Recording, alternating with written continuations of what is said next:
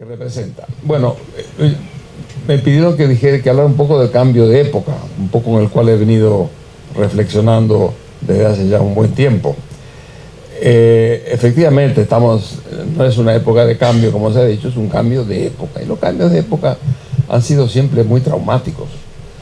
Esperemos que este no lo sea tanto, pero cuando uno mira hacia atrás y recorre, por ejemplo, el fin del 18, con lo que fueron las revoluciones americanas, francesas, la guerra napoleónica, y se inicia todo un siglo importante a partir allá del Congreso de Viena, que permitió tener un siglo de colonialismos, imperialismos.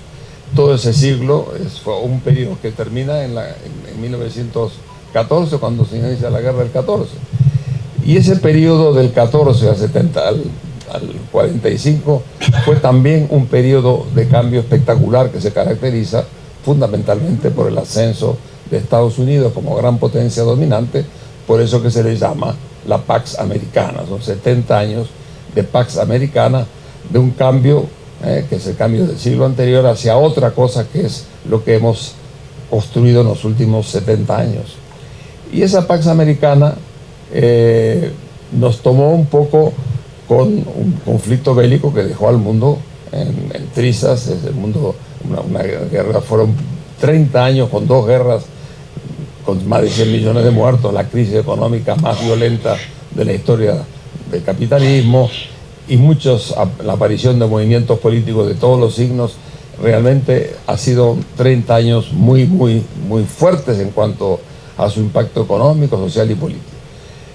Cuando parte de la llamada Pax Americana, en los últimos 70 años, tenemos un mundo destruido, tenemos un mundo con 2.500 millones de personas viviendo en el planeta, con una gran cantidad de pobreza, el 40% de la población en pobreza, miseria, lo que ya sabemos.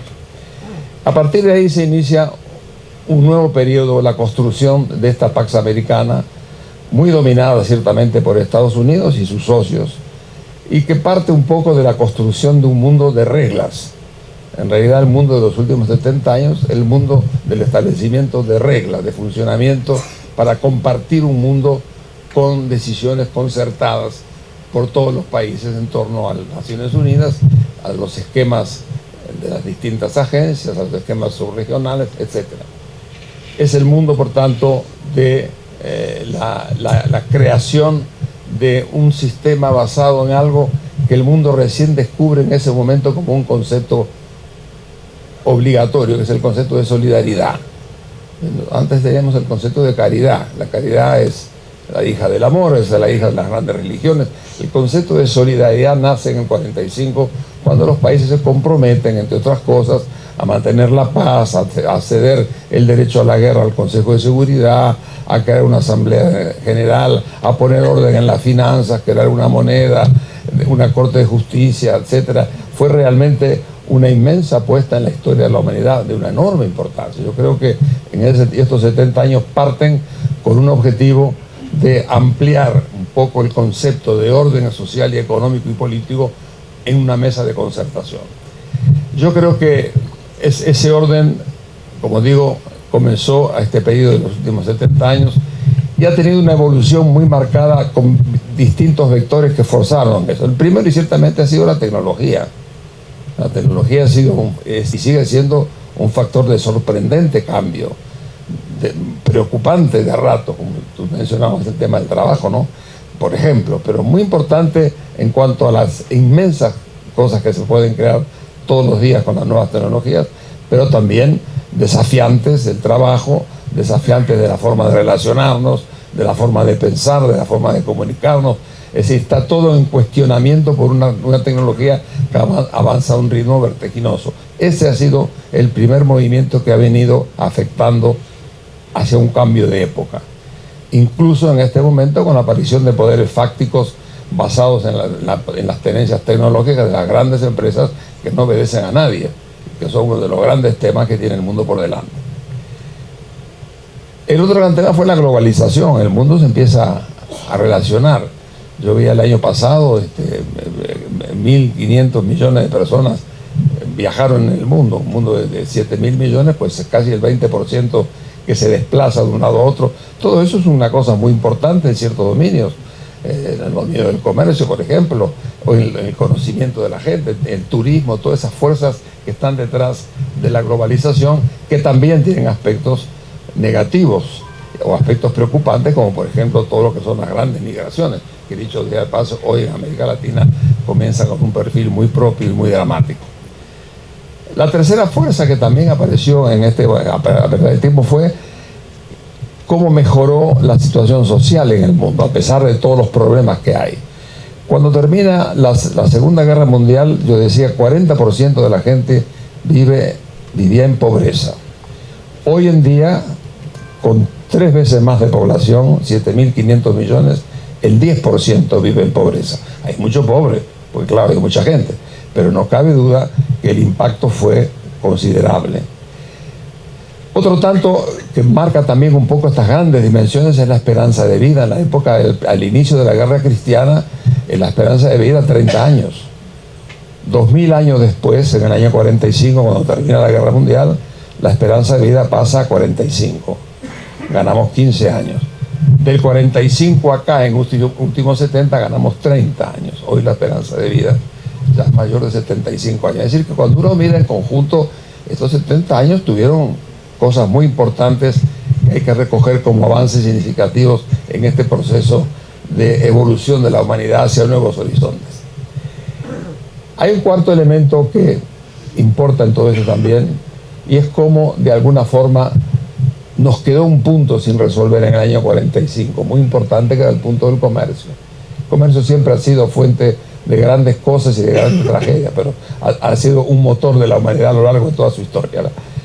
El comercio no se pudo organizar como se quería, lo saben los economistas. En el 47 se organiza el GATT como punto de partida, y hay que llegar recién al año 1986, aquí en el Uruguay, cuando parte la Ronda Uruguay, que genera finalmente la Organización Mundial de Comercio 9 años después. Es decir, tardamos casi 50 años en poner ese mismo orden que partió en el año 45 con Naciones Unidas para tener un orden en el comercio, la creación de la Organización Mundial de Comercio. Bueno, una de las cosas importantes que aparecen en los últimos años es un poco las alteraciones que se están produciendo en este momento en el campo del comercio y las finanzas. Es decir, la aparición de un fenómeno nuevo, que es la aparición del fenómeno chino. China aparece como la gran competidora de la potencia dominante que son los Estados Unidos, y se está generando en los últimos tiempos un fenómeno que es esta guerra comercial. Es decir, que en el fondo es la lucha por la supremacía mundial. Ahora, lo cierto es que en esto está no solamente comprometido el comercio, está comprometido sobre todo la tecnología. En el fondo lo que hay es una competencia tecnológica espectacular que va a dar grandes resultados, pero da también grandes fuerzas de factores de poder que son los que en definitiva están en juego. Esa guerra comercial no es irrelevante para nosotros, es un tema importante y posiblemente muy importante en los años que vendrán, pero está allí como un elemento que creo que tenemos que tomar en cuenta. Y el quinto punto que digo yo que es significativo es cómo comienza a desmantelarse el edificio multilateral como consecuencia de estos cambios que vienen de estas guerras que acabo de mencionar. Lo más grave que ha sucedido, a mi modo de ver, en los últimos tiempos es el impulso que está viniendo en este momento, sobre todo de Estados Unidos, de deshacer un poco el edificio multilateral y especialmente las reglas de tipo comercial, que son las que venían regulando en cierta manera el mundo. Hoy, aquella Organización Mundial de Comercio, que se creó a partir de lo que fue Punta del Este y posteriormente Marrakech, está teniendo serios problemas de subsistencia, en el sentido que estamos teniendo una posible pérdida de influencia de la Organización Mundial de Comercio, entre otras cosas porque dejan de nombrarse los jueces, que son los que dirimen los conflictos comerciales y por tanto eran autoridades de la organización, a no poder elegirse los jueces porque hay de hecho un poder de veto de Estados Unidos. De alguna forma esto hace que realmente tengamos en este momento la posibilidad de que la Organización Mundial de Comercio se convierta en irrelevante, lo que sería una cosa muy preocupante para el mundo y particularmente para los países como los nuestros, que tanto dependemos de organizaciones internacionales para ser protegidos en un ambiente de tantos intereses cruzados. Yo creo que entonces es un poco el cambio de época con la cual se inicia este nuevo periodo. Yo creo que la pregunta entonces es, lo que se hace este panel es preguntarse qué hace nuestro país, cómo se ubica nuestro país frente a estas tres grandes, estos 5 factores que están impulsando el cambio, y omití uno muy importante que tiene que ver con los valores políticos, que es el surgimiento de las clases medias. Yo creo que las clases medias han sido hoy dominantes en cuanto a número en el mundo, y son clases medias que son conscientes de sus derechos, que los pueden reclamar, que se hacen sentir y que están de alguna manera cuestionando algunas de las conquistas democráticas en el mundo. Hay un tema, la clase media como tal es un factor fundamental en el progreso de la humanidad, pero también este desfasaje entre aspiraciones y conquistas está generando de alguna manera problemas al funcionamiento de la democracia. Dicho esto, entonces, ¿cómo nos ubicamos como país? Que es la pregunta que hacía el debate. ¿Cómo nos ubicamos frente al tema mundial? Bueno, somos muy chicos nosotros, pero yo creo, debo decir que de alguna manera este país ha tenido siempre, sobre todo en materia tanto de las Naciones Unidas como en materia en el ámbito específicamente comercial, una presencia digna y destacada. Entonces hemos sido miembros del Consejo de Seguridad, hemos tenido en dirección de las grandes agencias internacionales, el país ha estado presente. Pero donde más estuvo presente, yo diría, es en la Organización Mundial de Comercio, donde yo podría decir que en cierta manera la Cancillería ha tenido ilustres personajes, y yo creo que la Carta Muró, por ejemplo, ha sido uno de los grandes propulsores de la Ronda Uruguay, que gracias a él y a Dunkel la tuvimos aquí. Bueno, eso es producto uruguayo, porque en alguna forma fue el que impulsó la creación de la Ronda Uruguay, que tuvo éxito para generar la Organización Mundial de Comercio. Yo creo que el país tiene que seguir en esto. Yo creo que nosotros tenemos que seguir dentro de lo pequeño que somos frente al resto del mundo, pero hemos ganado estatura no por el tamaño, sino por la presencia de estas personas que fueron alimentando el debate internacional. Yo creo que para nosotros la defensa de la OMC debe ser un objetivo importante, porque corresponde un poco al mejor de los intereses que podemos tener en este campo. Tener sistemas, reglas que nos permitan de alguna manera estar protegidos en este mundo tan complicado como el que se nos viene. ¿Qué hacemos en el plano regional? Yo comparto totalmente lo que dice Valeria.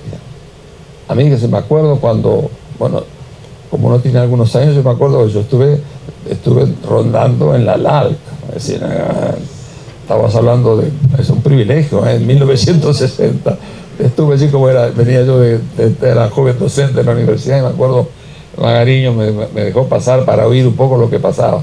Y fíjense ustedes qué interesante, una de las cosas que quedó como de aquella reunión es que en el debate no había empresarios. Entonces digo, ¿cómo?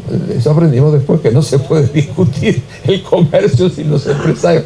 No era natural, no hubo ninguna cosa, simplemente como era un tema burocrático impulsado por la CEPAL, pues se creó un poco todo esto.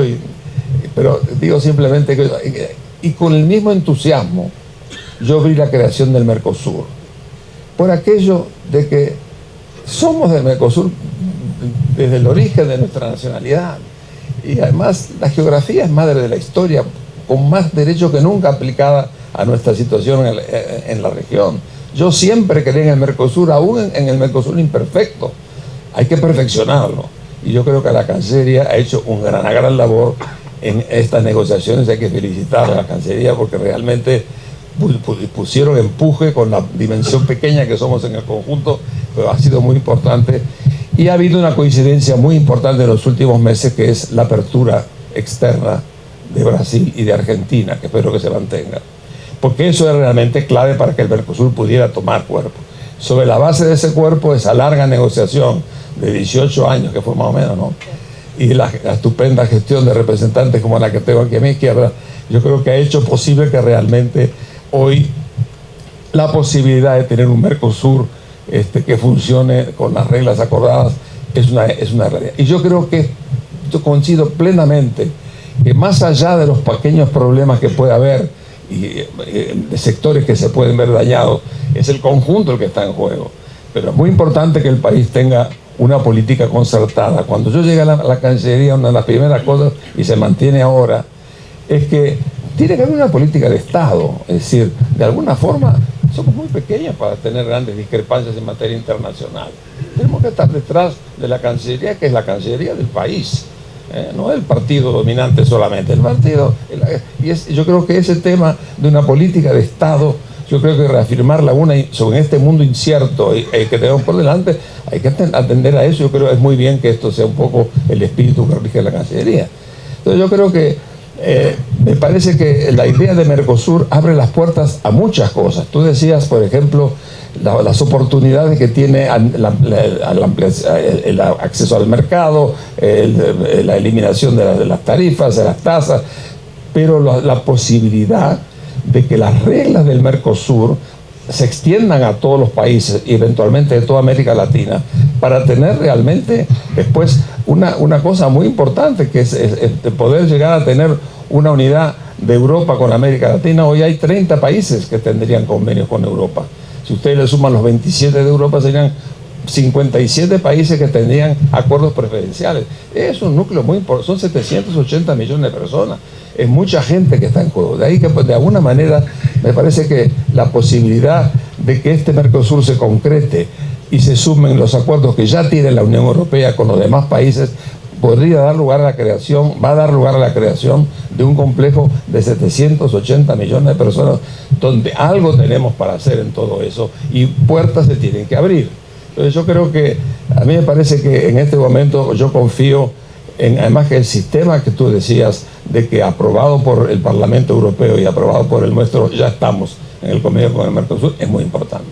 Pero yo quisiera que detrás de esto el país asumiera que, aunque tengamos problemas, y yo sé que se preocupan los lácteos, sí, habrá que buscar soluciones, pero yo creo que a partir de esa gran unidad vamos a poder tener una presencia unida a un bloque con el que tenemos vinculaciones que tienen mucha historia, ¿verdad? Porque de alguna manera los grandes encuentros con las culturas originarias vienen de Europa. Hay algo en el origen que no podemos desconocer. Tenemos relaciones con los Estados Unidos y tenemos relaciones con Asia y particularmente con China. Yo creo que son balances que en el conjunto nos vienen muy bien. Tener un sistema donde tengamos distintas fuentes de acceso a los mercados, me parece que es un tema de balance político y económico que le sirve a todo el mundo. Por eso que yo creo, soy firme partidario de lo que han hecho. Me parece que tenemos que aprobarlo esto y a partir de ahí sacarle experiencia y sacar utilidad para la expansión. Yo creo que de alguna forma hay mucho para hacer, y en este sentido me parece que incluso en el sector agrícola, estaba leyendo el otro día un artículo excelente de el 5 de oro de Blasina sobre la potencialidad que tiene todavía en nuestro país, ya está teniendo el sector agropecuario. Realmente son actividades lo que se está haciendo en el campo. Cuando nosotros empezamos a hacer el plan de la CID en el año 65, no se nos ocurrió que la ley linda que salió en materia de forestación le va a dar lo que dio, ni que íbamos a tener los desarrollos que luego alentaron distintas actividades, como la lechería. Así que de alguna forma la capacidad de generación se inspira en la creación de mercados a los cuales podamos llegar. Y eso es un poco el elemento que de afuera adentro va a provocar la reacción de expansión de nuestra capacidad exportadora. Mundo, región, hacia adentro. Bueno, ahí yo creo que tú dijiste una cosa muy interesante, que yo no sé, que teníamos que tener un país, dijiste un país sólido y confiable. Perfecto, es la mejor receta. Yo creo que en el mundo de hoy, dar seguridad es lo que realmente constituye el gran estímulo a que venga la gente a invertir. Y que el país sea sólido en sus políticas y confiable en sus políticas. Hay ciertas cosas que no pueden pasar desapercibidos. Voy a dar una, por ejemplo, que es de las cosas que se recuerda afuera. Cuando una empresa papelera ha tenido problemas muy serios con nuestro vecino y el país fue a la Corte de la Haya a defender en última instancia a la empresa, eso se sabe afuera. Eso es lo que se llama confiable. Entonces yo creo que de alguna manera nosotros tenemos que asentar que la solidez y la confiabilidad son los elementos sobre los cuales se basa nuestra capacidad de intervenir y recibir los beneficios del relacionamiento internacional. Y dentro de eso todas las cosas que se saben, que están en el debate público, el tema de la educación, el tema de la productividad, los problemas vinculados con la diversificación de los sectores productivos, en fin, todo eso es el paquete que está en el debate general, pero yo creo que esas dos palabras que tú dijiste son exactamente las que requiere una sana inserción en el mundo internacional. Vienen momentos complicados. Yo no, ustedes, los que se invaden estos campos, habrán visto que hay serios cuestionamientos respecto al sector financiero del mundo. Ojalá que no se confirmen, pero hay sectores que están preocupados con la falta de confianza en un mundo donde hay un inundado de liquidez y no se sabe cómo se va a administrar. Todo eso está arriba de la mesa. Eso es muy poco lo que podemos hacer. Pero en la medida que estemos todos juntos en un espacio mayor, la capacidad de defensa es ciertamente mucho más importante. Por eso que yo creo que enhorabuena a la Cancillería por haber apoyado este esquema. Yo creo que el cambio está en marcha, hay que sobrevivir, pero cuanto más unidad tengamos frente a estos temas centrales en el país, mejor nos va a ir. Y es así lo que yo espero que hagamos en el futuro. Muchas gracias.